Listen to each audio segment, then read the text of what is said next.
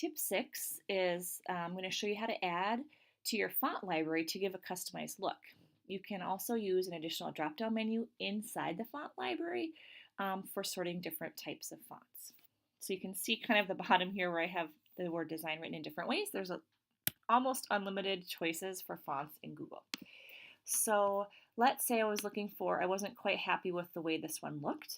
If I go up to my font menu, the default for Google has, I don't even know how many, not a lot of really neat ones. So if you scroll down to where it says more fonts, you can click and it will open up your font library in a way to add more fonts to it. Anything that you see is blue, I have already added to my font library.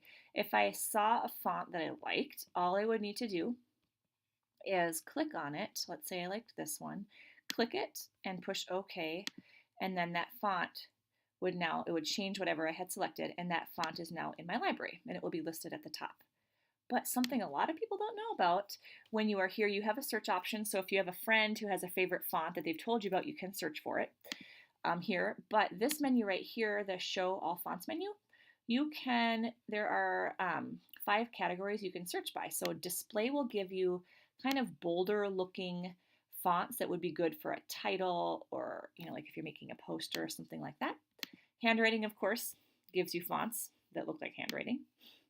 Monospace are fonts that allot the same space for each letter. And then the last are serif fonts, which are fonts that have kind of curly, like flares to them. And then sans serif are those without a curly flare, so really straight looking letters. So you can filter the type of search for whatever type of font that you're looking for.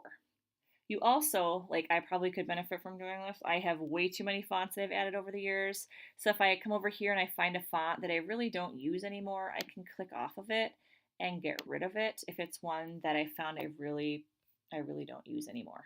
Because when you go to your font list, and if you have a really long one, it can take a while to scroll through. So again, to do this, go up to your fonts, choose more fonts. You can just search all the fonts, or if you want to filter by a type of font, that's a choice. Also can sort by popularity if you want to, or alphabetical. And also you can do just a straight search if someone has told you about a font that you'd like to add.